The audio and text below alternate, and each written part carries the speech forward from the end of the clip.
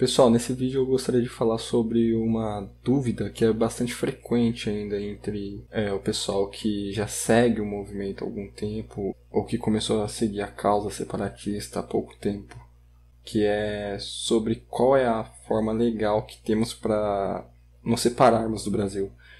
Então, eu preciso falar sobre uma parte da Constituição Federal que é muito importante, né? Segundo a Constituição Federal brasileira, o Brasil ele é indissolúvel, né? Ou seja, ele é inseparável. E esse modelo, né, o modelo federativo que é vigente aqui no Brasil, ele é uma cláusula pétrea, né? Ele se torna uma cláusula pétrea, ou seja, uma cláusula ali que não pode ser mudada, é imutável. E para se derrubar uma cláusula desse tipo, é necessário que haja três caminhos aí, né? Existe a opção de três caminhos para se derrubar essa cláusula pétrea. Primeiro, uma convocação de uma constituinte originária. Segundo, uma revolução armada. Ou terceiro, uma revolução pacífica. E aí eu vou falar melhor sobre esses três caminhos, né? Só que antes precisamos lembrar que, em contrapartida, existem direitos aí universais, né, que garantem que as pessoas defendam a autodeterminação, né, a secessão ou a separação. No caso, temos aí a própria Carta das Nações Unidas, em seu capítulo número 1, artigo 1º, garantindo o direito de autodeterminação dos povos, e nele diz: desenvolver relações amistosas entre as nações baseadas no respeito do princípio da igualdade de direitos e autodeterminação dos povos, e tomar outras medidas apropriadas para reforçar a paz universal. E aí temos também o artigo 1º tanto do Pacto Internacional sobre Direitos Civis e Políticos, como no Pacto Internacional sobre Direitos Econômicos, Sociais e Culturais, afirmando o seguinte: todos os povos têm o direito de autodeterminação. Em virtude desse direito, determinam livremente sua condição política e perseguem livremente seu desenvolvimento econômico, social e cultural. Portanto, como eu falei, embora a cláusula pétrea que existe na Constituição Federal Brasileira diga que o Brasil ele é inseparável, né, ele é indissolúvel, existem direitos aí universais que garantem a luta pela secessão, pela separação. Ou seja, separatismo não é crime e quem defende o separatismo não é nenhum criminoso. Okay? Agora vamos analisar aí os três caminhos possíveis rumo à independência. O primeiro caminho, como eu havia citado, é de convocação de uma constituinte originária. E como funciona? Primeiro, para isso acontecer, precisa acontecer quase que um milagre, que no caso seria o presidente, né, em atividade hoje no Brasil, aceitar a independência de São Paulo. Ele falar assim: tá bom, eu aceito que vocês se tornem independente, e aí ele convoca uma constituinte originária. E com 2/3 do Congresso Nacional, ele consegue retirar esse artifício que diz lá que o Brasil é inseparável, indissolúvel. Ele consegue retirar essa cláusula e aí ele pode transferir o Brasil de um modelo federativo para um modelo confederativo, com a possibilidade de secessão, né, dos estados. E aí depois desse processo ocorre o plebiscito, né, para decidir se a população quer ou não a separação. E aí, se tudo correr bem, o resultado for positivo, a região ali em questão, o estado ali em questão consegue se tornar independente. Mas, né, acho muito difícil que o Brasil abra mão da galinha dos ovos de ouro dele, né?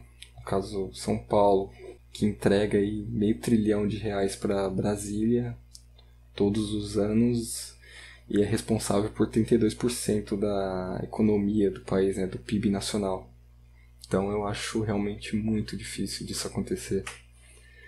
O segundo meio é por meio de revolução armada. E aí eu vou ser bem claro, né, quanto a isso, porque geralmente, né, costuma aparecer algumas pessoas dizendo vamos pegar em armas, vamos invadir algum edifício né, do governo federal, né, vamos obrigá-los a aceitar isso. Para essas pessoas que costumam sugerir isso, eu pergunto, você tem fuzis aí à disposição?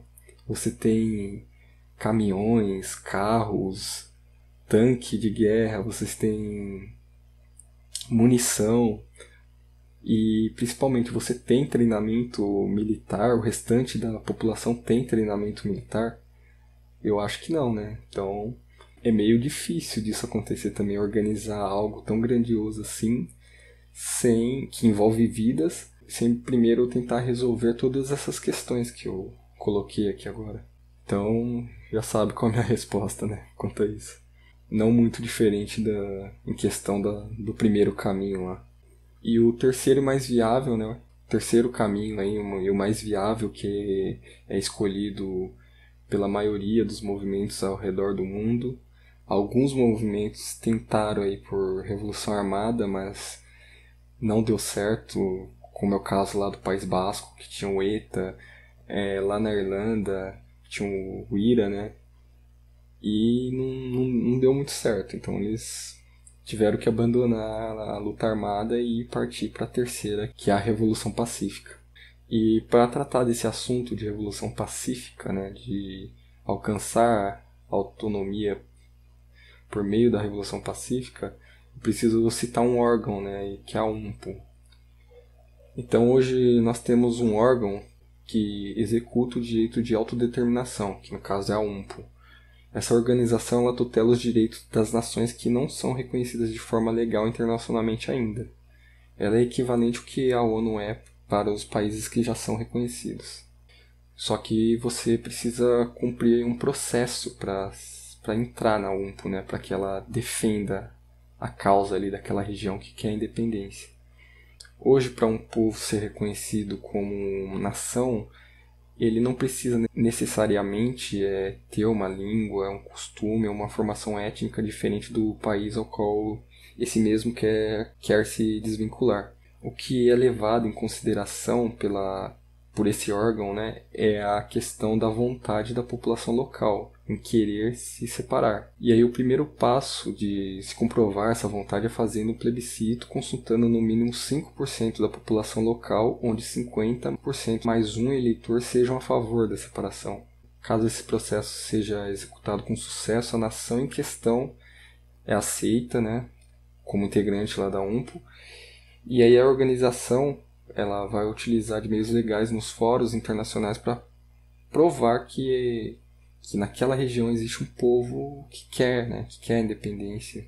E aí também sempre aparece muita gente perguntando por que o movimento daqui, né, o Movimento São Paulo Independente não promove uma consulta igual foi feita lá no Sul. Bom, a resposta é bem simples. É que no momento o que impede são as condições financeiras, materiais e organizacionais para tal medida. Um referendo ele requer muita mão de obra voluntária, coisa que não tem aqui em São Paulo ainda. O Sul conseguiu fazer essa consulta, né? Era para ser um plebiscito, só que tiveram que mudar o nome para consulta por questões lá judiciais.